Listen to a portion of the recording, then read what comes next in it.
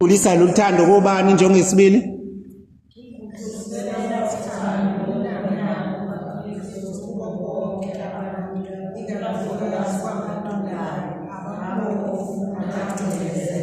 Ikakhulukazi abanjani? Nabanjani? Nabanjani? Okay, very good. So ke lokhu ke kulesakhiwo esisha kubhalwa ngokuthi kwenziwa ngokusebenzela indawo ezintathu. Page bani phela. Ukusebenza eindaweni ezintathu. Page 23 ukusebenza phi? Page 25 ukusebenzela. Page 27 ukusebenzela. Kusebenzela umphakathi ubanzi. So ukusebenzela ke umndeni. Na umndeni ubalekile bafowethu. Angiqale ngisho lento engihlale ngisho abanye bangizwa abanye bangangizwa. Umndeni ubalulekile kunebandla. Nakho nala uyabona kuqalwa ngawo. Ngoba umndeni wawukhethelwa uNkulunkulu. Ibandla wazikhethela noma wakhethelwa abazali bakho noma kwaqhamuka kuyipackage kanye nendoda wena oshadile waphinduka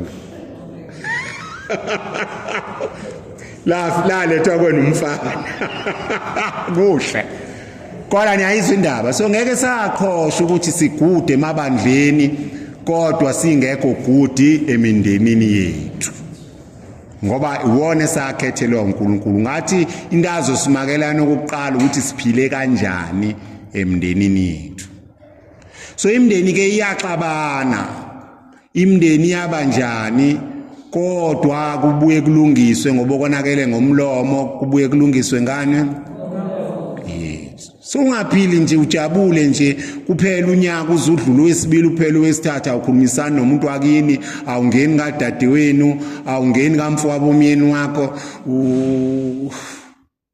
noma kuhlangene emndenini wakubandoda yakhe ihamba yodwa usala ngemumva noma uyayibona nje leyo nto into esigcina siyijwayele usathana senza siyijwayele kanti iyasihlukanisa noThixo baba ngoba enye nje uthola nobabili senixolelene sekusela ukuyithwala nje ubani ozoqala ekomunye akekho senenkinga nomunye sekusela ukuyithwala nje nomunye uthi uyena phela wayengenzile ukuthi nomunye uthi hey ngizoxolisa kini ngijwayela kabi kumele kuqala oyedwa nje okube mnandi futhi buntu ade yaphela lento so akizamini kakhulu ke thina ngoba futhi sinalento ethi Jesu omnene othobile yenza inhliziyo zethu exactly umndeni lokho ke ngifuna ukudlula ngawo bese ke kuthiwani ukusebenzela iparish kunezinto ezibhaliwe lapha 26 page 26 ya 27 ake sizifunde ezinye siyazenza vele lapha egcineni ngezansi egcineni 26 lokho kunamacashasi asifune ngokuhlukana ke umunye afunda okunye umunye afunda okulandelayo kanjani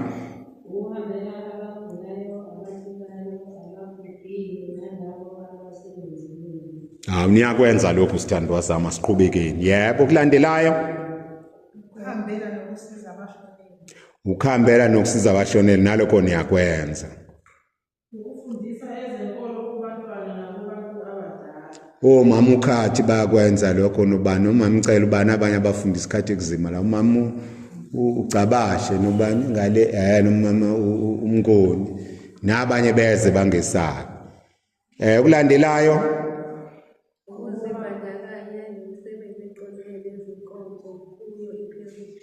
izinkonzo bacule kwayeni niyafunda izifundo niyakwenza qhubekani kusebenza kanye nentsha kuzamini kakhulu lokho nibasondeze yes ukuhlela izifundo zabafundela umshado nokufundisa ngawo umshado kubhaleke kabi yes sisengenalo uhlelo njalo kodwa ukuxoxa nje ngomshado nasebantwaneni ngoba abantwana abafethu indaba yomshado avibhlungu ngoba abantwana sekwethu emshadweni bangayi to no children allowed manje bese sithi bayoshada kanjani bengakaze bawubona umshado into abayibonayo nje o-anti babo la egcekeni beshintshana ngama-boyfriend. Into abayibonayo nje u-anti uyahamba ubusekhona ingane. Into ayibonayo ukuthi ngama-holidays ziyahamba zonke le ingane la ekhaya, enye iyagibela iye eNewcastle, enye iyagibela iya ey'ngolweni, enye iyagibela iye eNdwedwe. Eyizalo u-anti oyedwa kobaba basi. Emngcwabeni siyavumela zibe khona ngoba vele la egcekeni iyezwa kuthiwa abakubo kaMihle laba ugogo wakhona umnyamana, ngala ugogo wakuba elethu obovana, ngala ugogo iyabona ingane nje ubusakasaka kodwa umshado ayikaze. Ngcono nalaba kabashada baze bacace ngoba mase kubuyiweke emahholo nalabo bayabona ke into egcekeni. Abanye bethu sigcine emahholo nasesontweni ingane singaboni lutho. Siwaziwazi umshado, siwasixoxeni ngomshado. Ingane uze ziwazi. By the way ngiyadlula ke lapha ngikhuluma ngomshado. Ngomhla umcimbi mhla 19 nilethe izingane zibe khona zibona into enhle khona mhlawumbe amabizele siwathola. Futhi ngoyifunela indawo engaphambili nithi basemvana nina ngoba khona kuzona kusenethu lokuthi singaba abapriest. Nina senethuba lokuthandazela nje abazoba abapriest. Ngeke nisapha yibona. So izona ekumele zibone lento enhle. Okay, asiqhubekeni.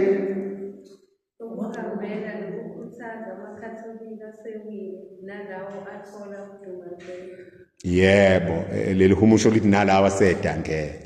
Sazoyikhuluma kakhulu ke la ngidlule kuyona ngingakhuluma ngoba kulamasonto azayo izobe imfundiso yami enkulu nizoyizwa kahle. Kodwa asingayiki abantu ngoba sebewile bedangela silokhu sisondela kubona.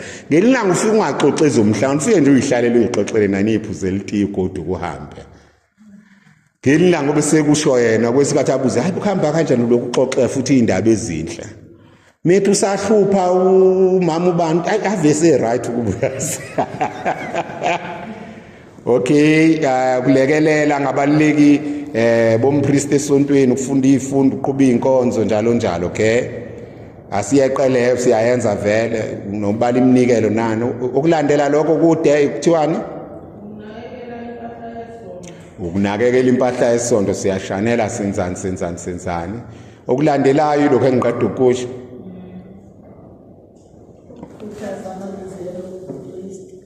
Ukukhuthaza amabizelo opriest nani? Nelani? Niyazwa lento engiqeda ukukhuluma ngayo.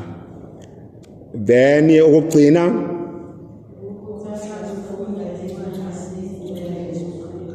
incwadi eziyingcwele zobuKristu. Now, la kuma TV into engifuna ukukhuluma ngayo ngoba eincwadi sisazobuye siyibone senze njani. La kuma TV bese bancane nje besathanda uPopayi. Ngoba bahlala impela bazibagweve nama remote bebuka uPopayi. Bafunela uPopayi mawuno DStv khona ukuthi engiyakhohlwa uJoe channel bani. Kodwa lapha la kukhona uDumisa gospel banoko bani lapho ke yabona mawuqhubeka u341 unyuko khona uTNB no bani zinika isikhathi lapho uscroll khona uPopayi beingane bokhona. Hayi njalo mawunika nje isikhathi soscrolla iprogram badlala ngayikhadzini batshena indaba zoMose zoJesu nobani kodwa kuUPopayi. So mawakuthola lokho ubayisa kulokho bazothanda bebancane ngoba vele uPopayi kodwa ngendlela efanayo bayajwayela bafunda indaba zokholo zaseBhayibhelini. Okay ke gcineni ngicike sesiqedile ke manje kusebenzela umphakathi nazi ibonise sisi lokunye nokufunda emakhaya page 29 okunamacashazi kuthathu. Kubile eqinisweni kubile ya kubile omnye asifundele ukuqala ukusebenzela abantu abanezinkinga ezithile njengokungabi nomsebenzi abaqashele wona. Yes, kusiza abanenkinga njengokungabi nomsebenzi. Yes, Nabayizigqila zophuzo abayigqila zophuzo oludakayo sibasiza kanjani nani nabafelokazi nani futhi ezintandane nabakhubazekile nani nobani. nokusebenzela laba abahlala nobudlelwano. Ngiyayizwa ke indaba njengoba beyishilo ukusiza abantu laba ampofu abadingayo nabacindezeleyo uyabona kuyilezo zinto into enizizwayo lezi then icashazi lesibili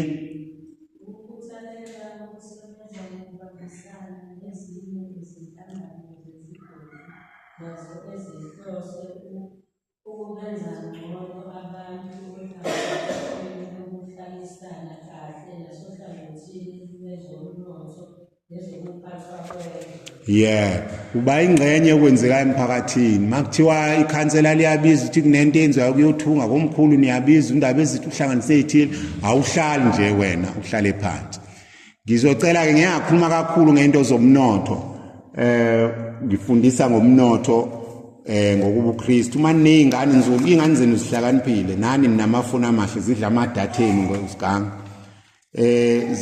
zibheke noma ku Facebook wami noma ku WhatsApp wami WhatsApp uyahlupha kodwa uyayiphusha izinto uyixoxa kodwa ngiqala into YouTube channel ukuze lezi zinto singalahleki izolo nakuthanga kade ngifundisa ngomnotho ukuthi ngani thina amaKristu simpofu futhi singaphuma kanjani ebuphofini. So manje ngakwazi uyitracer lento manje ayitholi ngi WhatsApp ngizokuthumela i-link yakhona. Kodwa mhlambe mangikhohliwe mfaka ngikhumbuze ngithumela uma umkhwana anidlulisele nalokho ngoba ngeke sihlale kanjena simpofu kanjena. uNkulunkulu asidalelanga ubumpofu nezingane ziyasihleka ukuthi kanti lo uNkulunkulu esimkhonza usisiza ngani uma sihlupheke khona.